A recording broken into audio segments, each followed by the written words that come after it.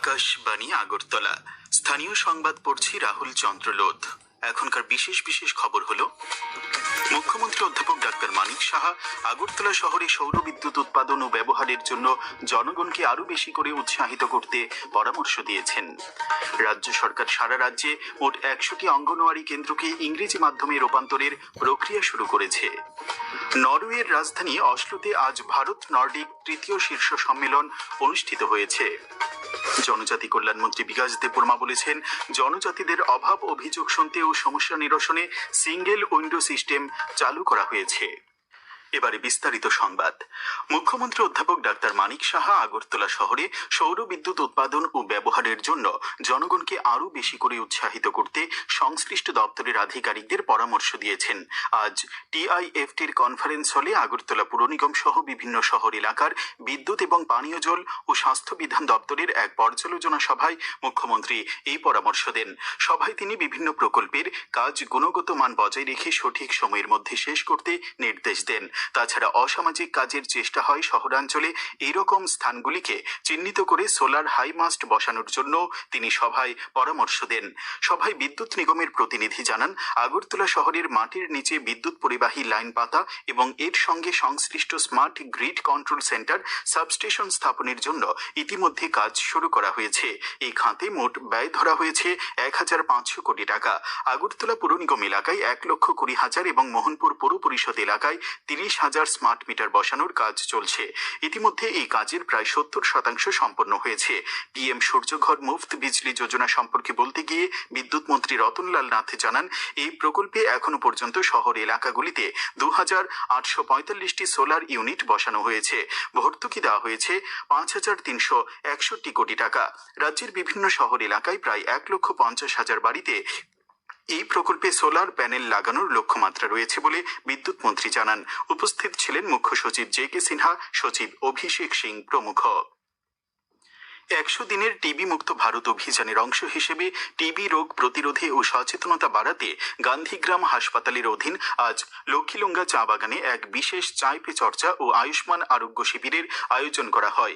Harendranagar senior basic school প্রাঙ্গণে অনুষ্ঠিত এই যৌথ স্বাস্থ্য ও জনসচেতনতামূলক কর্মসূচিতে চা বাগান এলাকার চা শ্রমিক, তাঁদের পরিবার এবং স্থানীয় সাধারণ জনগণের ব্যাপক উপস্থিতি ছিল।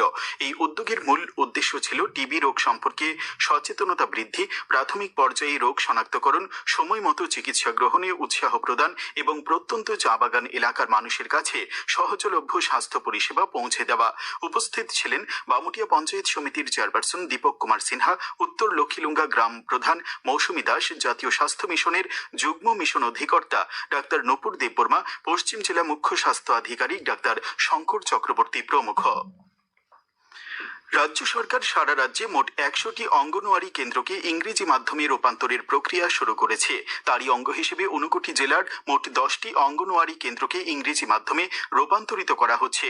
এই লক্ষ্যে আজ কৈলাসহর সার্কিট হাউসে এক প্রশিক্ষণ কর্মশালার উদ্বোধন করেন পুর পরিষদের চেয়ারপারসন চপলা রানী দেবরায়। অনুষ্ঠানে 59 জেলার জেলাশাসক মেঘা জৈন বলেন, 6 বছর বয়স পর্যন্ত শিশুদের মস্তিষ্কের সর্বাঙ্গীন বিকাশের জন্য ও সুন্দর ভবিষ্যৎ গড়ার জন্যই এই উদ্যোগ। সুপ্রিম কোর্ট আজ পথ কুকুর সংক্রান্ত পূর্ববর্তী নির্দেশ প্রত্যাহারের আবেদন খারিজ করে দিয়েছে। আদালত জানিয়েছে, টিকাকরণ বা বন্ধ্যাকরণের পর ধরা কুকুরদের জনস্থানে ছাড়া যাবে না, তাদের আশ্রয় কেন্দ্রেই রাখতে হবে। বিচারপতি বিক্রম নাথের বেঞ্চ জানিয়েছে যে এই নির্দেশ কার্যকর না করলে সংশ্লিষ্ট সরকারি আধিকারিকদের বিরুদ্ধে আদালত অবমাননা ও বিভাগীয় কড়া ব্যবস্থা নেওয়া হবে। রাজ্য ও কেন্দ্রশাসিত অঞ্চলগুলিকে এনিমেল বার্থ কন্ট্রোল কেন্দ্র গড়ে তোলার জন্য এবং জলাতঙ্ক প্রতিরোধী টিকার ব্যবস্থা নিশ্চিত করা এবং প্রয়োজনে বিপজ্জনক কুকুরের ক্ষেত্রে আইনানুগ ব্যবস্থা নেওয়ার নির্দেশ দেওয়া হয়েছে। বিচারপতি বিক্রম নাথ, বিচারপতি সন্দীপ মেহতা এবং বিচারপতি এন.ভি. অঞ্জারিয়ার সমন্বয়ে গঠিত এই বেঞ্চ দেশ জুড়ে ক্রমবর্ধমান পথ কুকুরের সংখ্যা মোকাবেলার লক্ষ্যে একাধিক নির্দেশনা জারি করেছে। বেঞ্চ বলেছে যে যেসব এলাকায় পথ কুকুরের সংখ্যা আশঙ্কাজনক পর্যায়ে পৌঁছেছে এবং যেখানে বারবার কুকুরের আক্রমণ বা কামড় হামলা জননিরাপত্তার জন্য হুমকি হয়ে দাঁড়িয়েছে, সেখানে পুর কর্তৃপক্ষ প্রাণী হত্যার আশ্রয় নিতে পারে। ত্রিপুরা মধ্যশিক্ষা পর্ষদ পরিচালিত মাধ্যমিক, উচ্চ মাধ্যমিক এবং মাদ্রাসা পরীক্ষার মার্কশিট এবং শংসাপত্র আগামীকাল দেওয়া হবে। আজ মধ্যশিক্ষা পর্ষদের সচিব ডক্টর জয়দীপ ভট্টাচার্য এই খবর জানিয়েছেন। তিনি জানান, পর্ষদ অফিস থেকে মার্কশিট দেওয়া হবে। তাছাড়া উচ্চ মাধ্যমিক এবং মাধ্যমিক পরীক্ষার উত্তরপত্র রিভিউর জন্য আলাদা আবেদনপত্র পর্ষদের ওয়েবসাইট www.tbac.tripura.gov.in এ পাওয়া যাবে। ত্রিপুরা ক্ষেতমজুর ইউনিয়নের ৪৭তম প্রতিষ্ঠা দিবস আজ আগরতলার মেলার মাঠে উদযাপন করা হয়। এই উপলক্ষে আলোচনা সভায় বক্তব্য রাখেন ইউনিয়নের রাজ্য সম্পাদক শ্যামল দে। এই খবর আপনারা শুনছেন আকাশবাণীর আগরতলা কেন্দ্র থেকে। আকাশবাণীর সংবাদের আপডেট পেতে লগ ইন করুন www.newsonair.com এবং নিউজ অন এআইআর অ্যাপ এবং টুইটার ও ফেসবুক প্ল্যাটফর্মে এআইআর নিউজ এলার্টসে। ইউটিউবে লক্ষ্য করুন নিউজ অন এআইআর অফিসিয়ালে। এছাড়া আকাশবাণী আগরতলার সংবাদ আপডেট পেতে দেখুন টুইটার বা এক্স হ্যান্ডেলে আকাশবাণী নিউজ আগরতলা, ফেসবুকে এআইআর নিউজ আগরতলা এবং ইউটিউবে আকাশবাণী নিউজ আগরতলা। নরওয়ের রাজধানী অসলোতে আজ ভারত নর্ডিক তৃতীয় শীর্ষ সম্মেলন অনুষ্ঠিত হয়েছে। প্রধানমন্ত্রী Narendra Modi Norway, Sweden, Iceland, Denmark এবং ফিনল্যান্ডের প্রধানমন্ত্রীদের সঙ্গে অসলো সিটি হলে অনুষ্ঠিত এই সম্মেলনে অংশ নেন। সম্মেলনে প্রযুক্তি ও উদ্ভাবন, দীর্ঘস্থায়ী উন্নয়ন, নবীকরণযোগ্য শক্তি এবং ডিজিটালাইজেশনের এই বিষয়গুলোকে গুরুত্ব দেওয়া হয়েছে। প্রধানমন্ত্রী শ্রী মোদী জানিয়েছেন, নতুন এই বাণিজ্য চুক্তির মাধ্যমে ভারত নর্ডিক দেশগুলির মধ্যে এক স্বর্ণযুগের সূচনা হবে। প্রধানমন্ত্রী নরেন্দ্র মোদী আগামী 31শে মে রবিবার সকাল 11টায় আকাশবাণীর মন কি বাত অনুষ্ঠানে দেশ বিদেশের জনগণের সঙ্গে মত বিনিময় করবেন। এটি হবে মন কি বাতের 134তম পর্ব।